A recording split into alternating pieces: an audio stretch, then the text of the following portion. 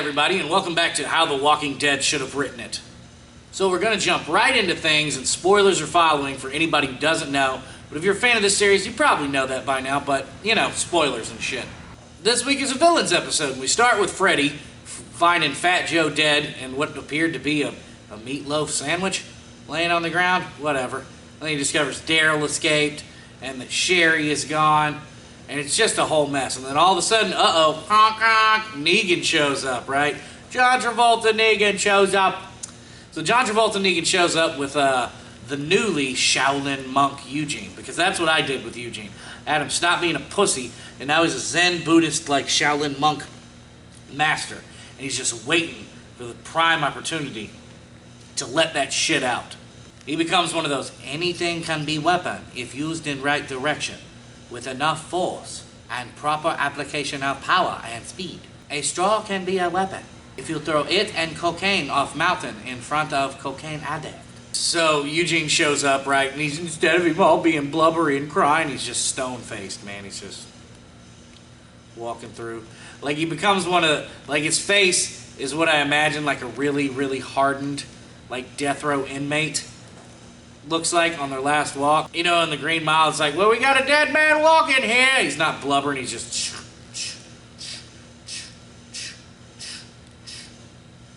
with even a little bit of a scowl on his face, right? So they take him into the complex, right? And give him his own, like, one-room apartment, right? He's got, like, a little fridge and a microwave, and there's a stove and a sink and a bed and a TV and an Atari 2600.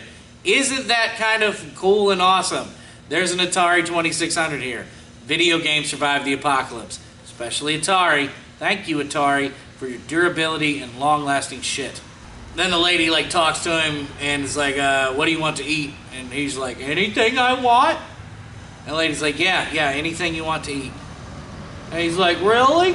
He's like, yeah. And he's like, what about lobster? She's like, are you fucking serious? Be reasonable. But here's the thing. I think this is the perfect time for him to just keep saying foods over and over and over. The more ridiculous the food, the better, right? And just see if they have it. It's like, I'm going to need a plum pudding, and I would also like duck au gratin in a radicchio sauce. And she's like, I don't know 6 of those words. I would like an empanada with Chechnyan sea salt, a rack of braised lamb, mandarin dressing, and a balsamic vinaigrette anglaise on some asparagus. I want shark fin steak wrapped in a pagoda tea leaf, Ugandan wild rice, and goat's butter, topped with a piece of Brazilian nut pie. Because somehow that makes her start questioning how good she is at her job, because her job is like to bring the food or whatever, and she doesn't know any of these foods. I don't know, am I bad at my job? Is Travolta Negan gonna iron my face? Because I've seen Freddy and that other dude, and I don't think I would look good with an iron face. I'm a lady. So then we flash over to Freddy, right? And Freddy is in his little apartment, and he's looking at a note from Sherry and stuff, and then Negan and the Savior show up, and they just start beating the shit out of him, and we go to credits. Here's the thing. I don't think that's fine. I like that, but I want it to be even creepier, right?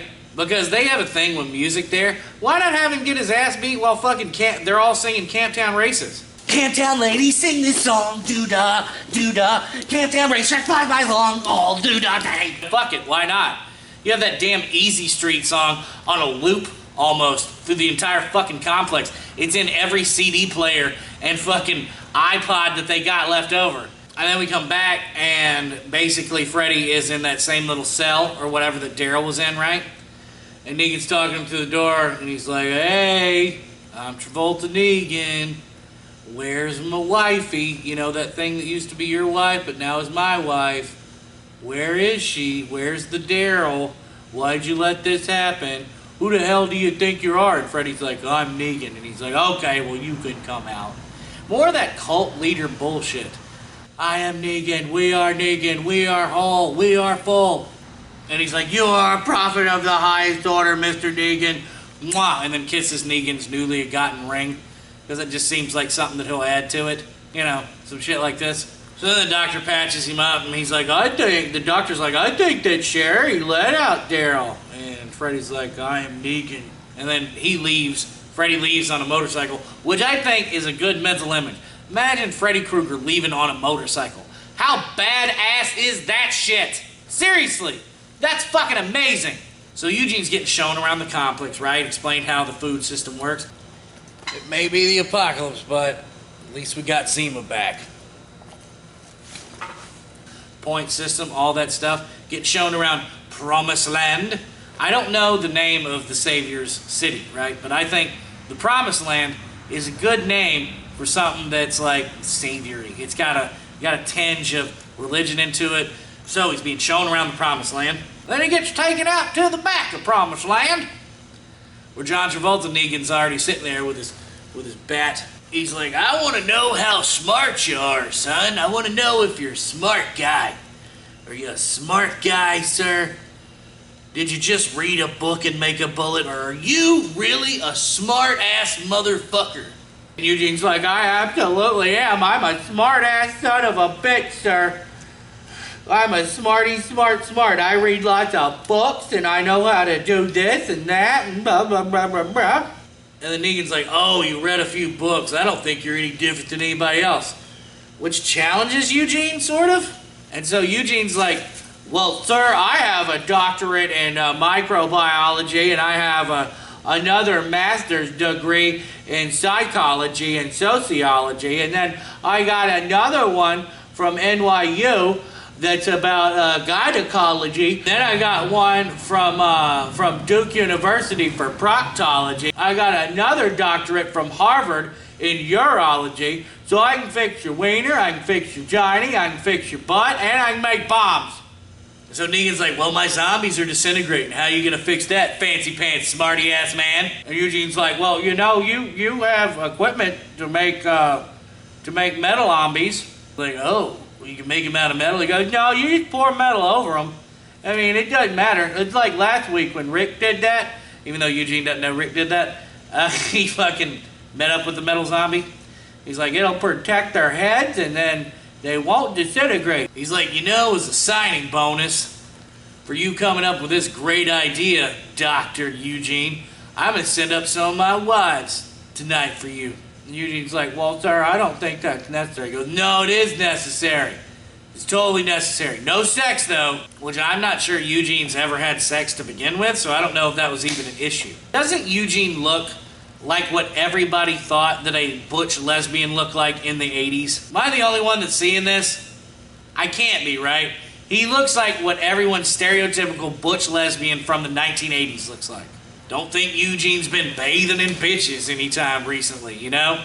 So Negan gives him the gift of polite conversation with pretty girls, and that's exactly what happens. He's sitting there and he's playing Atari. By the way, he's playing Yaris's Revenge. Classic Atari game. You've never played it.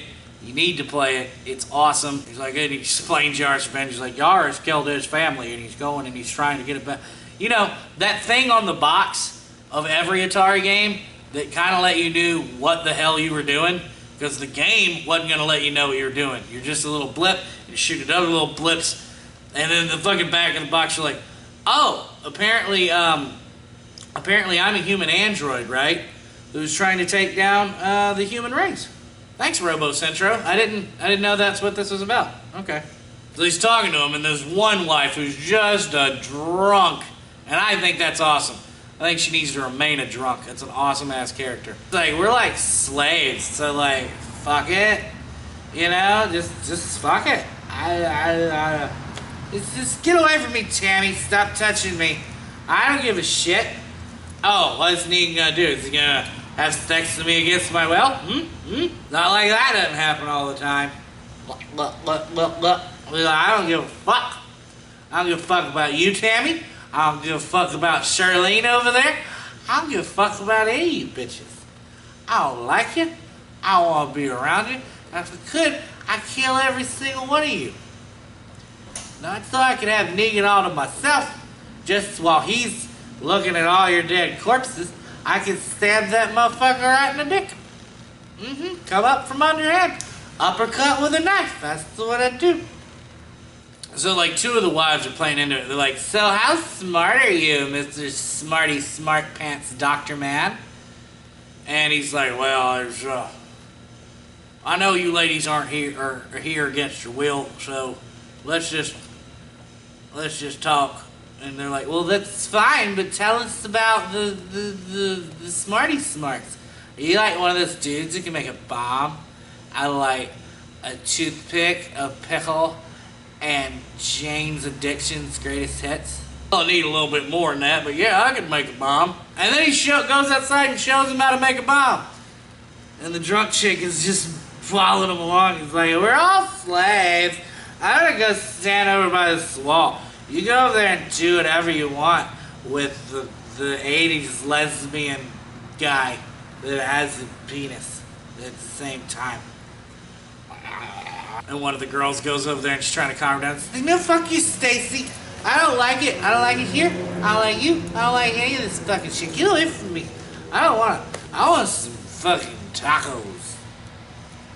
So he's setting up the little thing where he's got hydrogens in these balloons, and then he's got these fucking big beaker and shit. And he's like, well, there might not be a bomb. And then what proceeds to follow is like what I envision like really nerdy, really smart people like that are scientists envision as foreplay. If they're talking to another scientist, he's like, all right, this has got hydrogen and peroxide in it, and it's got electrolytes, and once I add these protein compounds to these electrolytes, stuff's gonna blow up, baby. You know what I'm saying? Yeah. Then I got these balloons over here. They're filled with a mixture of hydrogen and nitrogen, right? Right? They're good over here. We got some carbon fibers. Once you add those carbon fibers to this, baby, shit's gonna burst, right? And then he puts the shit in there and it goes, and it looks like the beaker's having an orgasm. It's just spewing and spewing and spewing, which actually proves my point about the foreplay. It's just spurting and spurting up in the air, and then, wow, that happens, and then it goes pop and blows up the balloons.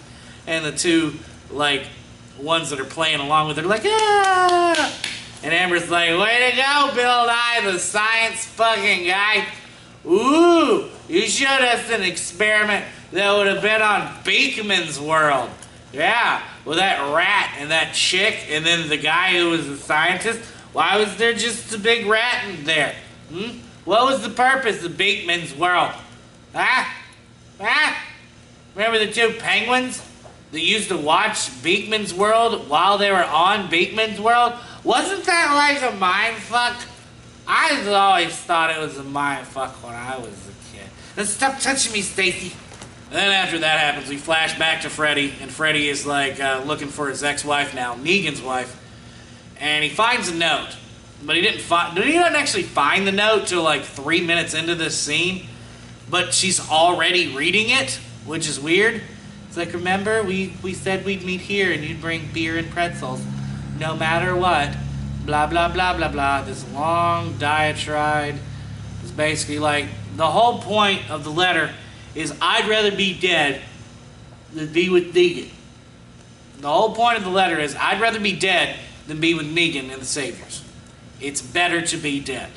He's like, oh, the sad, and then he takes his six-pack of beer that he brought and then the pretzels that he brought and he leaves them there, and he actually did what she wanted him to do in the letter, and it's a point of emotion, but the problem is you can't feel emotion because this guy's been a prick like most of the show. So then we flash back over to Eugene playing Yaris's Revenge again, because fuck it, yeah, right? Yaris's Revenge. And the wives show back up, and now it's just the two that are interested in talking to him. And he goes, you don't have to be here. Negan didn't have to send you again. And they're like, we came for our own volition. But they came because they wanted him to get him to do something for him. Fucking sneaky, conniving little bitches. Look, trying to convince him to do some shit for him when they don't actually want to do anything for him. Hi, I'm talking to you. Give me something. Now, don't you get upset because I called these chicks out on that, all right? It's like, oh my God, you're making a generalization about all women. You're saying all women are sneaking, conniving bitches. No, I'm not. I'm saying these two fucking are. Oh, you're calling them sneaking, conniving bitches. You're sneaking, conniving, bitch shaming. Oh, fuck you, Internet. You know how sneaking, conniving bitches have feelings too. Blah, blah, blah, blah, blah, blah, blah, blah. Shut up. So they wanted to make pills for Drunk Amber, right? Which I don't think they need to. I think that Drunk Amber needs to become a staple of this show. I loved Drunk Amber. She didn't say much, but it was what she exuded that made me fucking love her. So she wants to commit suicide because she was never chosen by Negan. She did it against her will. She didn't want to. And look, I'm not saying that their reasoning isn't valid for wanting to do something for Amber. It's not what I'm saying. What I'm saying is the way they go about doing it is, hey, I'm pretty. You like me? Well, give me things. I'm pretty, so I deserve stuff. I hate that aspect of some women. So anyway, he agrees to make him some fucking pills so Amber can kill herself, right? Jesus. So then he goes down to the fucking thing and he's standing in line. Get back in line, you big old 1980s lesbian, butch looking. I don't know why I have her be Jewish. It's, oh my God, get back in line, you big old lesbian. In fact, fuck it, that's what she is. She's like Mike Myers' version of Jewish women. Oh, fuck it, you know what? It's just Mike Myers doing the coffee talk chick. That's what it is. It's like, oh my God, just go back and sit down, you big old lesbian. I'm trying to do coffee talk over here. And Eugene, for the first time, gets some motherfucking balls, man. He gets some balls and he just walks up to the chick and he's like, well, you know, my name is Sir Eugene, Dr. Eustace fucking McCallahan, whatever. And I am next hand in line to Negan. I am the superior chemical engineer and bomb maker and gynecologist and urologist and proctologist and aviation specialist and machinist and kung fu-ish, red M&M maker. I can't do any others, but I'm really good at making red. I report directly to the Travolta Negan, which means you report directly to me. And I'm gonna need those cold capsules now. He's like, oh my God, I'm so sorry. We get so many people in here nowadays. I didn't realize who you were. He goes, that's fine. I'm also gonna take this bedpan and this stuffed animal. You know what? Just give me your whole tray of shit. And he just takes all of it, which was kind of pimp.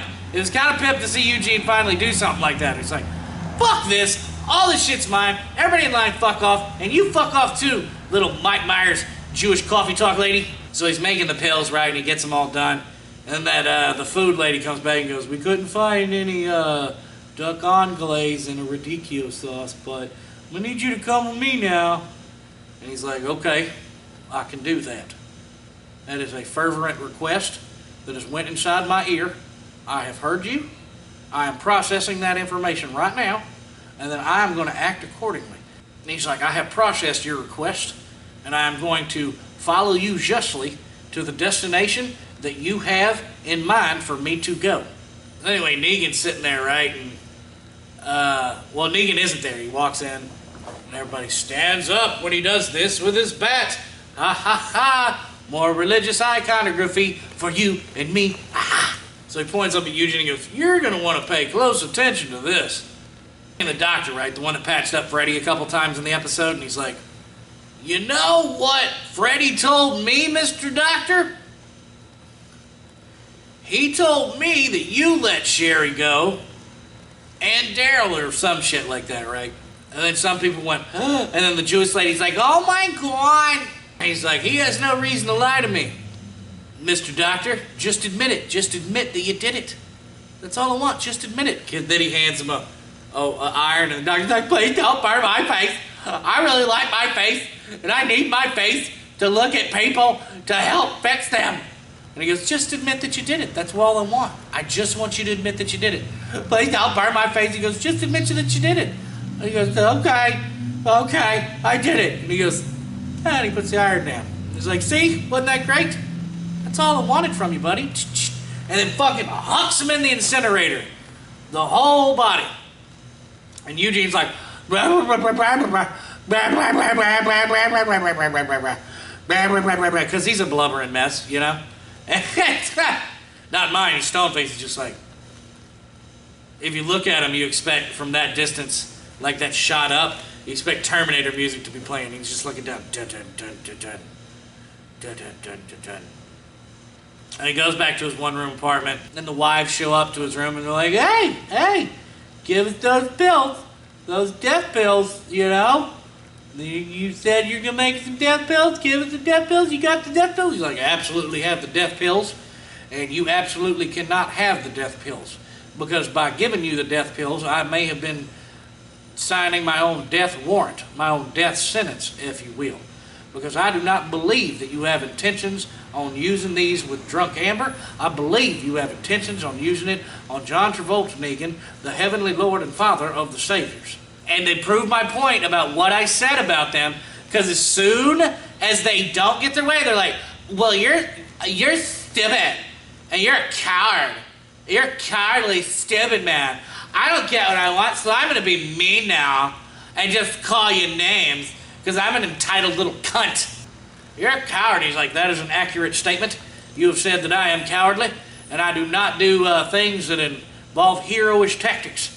I do things that involve me working with my hands to create things. But cowardly is probably a very apt description of the type of person that I am and my type of mentality when it comes to fervent fighting.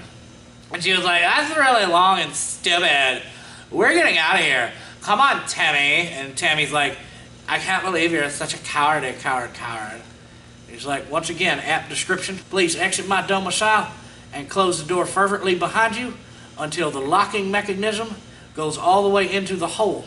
So Negan shows at the door. Negan's like, how you liking it here? Wife say good things about you. They speaking you up, son. He's all blah, blah, blah, blah, blah, blah, blah, blah, blah, blah. But remember, mine, stone things. Blah, blah, blah, blah, blah, blah, blah, blah, blah, blah, blah. And he's like, listen, you don't have to be scared anymore. You don't have to be. You're a part of us now. I just have one question for you. And before he can answer it, he goes, I'm Negan. I've always been Negan. I think that I just needed to meet Negan to realize that I was Negan. And then we flash outside and fucking Eugene's got on a duster and he's eating something, eating a pickle or some shit. He's like, you don't want to do that with the metal. The metal will make you, I'll burn you if you do it like that. And then Freddy shows up and he's like, I'm Negan. Eugene's like, I'm Negan too. Nice to meet you. And that was the end of the episode. Very fucking weird ending. Like, it just seemed like it was going to do something right there at the end, but it didn't do fucking anything. And that's how I would have written it. You can follow me on Twitter at JustinComedy1. You can follow me on Instagram at AfroDragonHero. And you can actually subscribe to my channel, X-Ray Nerd, on YouTube, where all of these beautiful videos are, along with other things. I will see you next week for how they should have written The Walking Dead. Can't tell racetrack 5 miles long, all the do-da-day.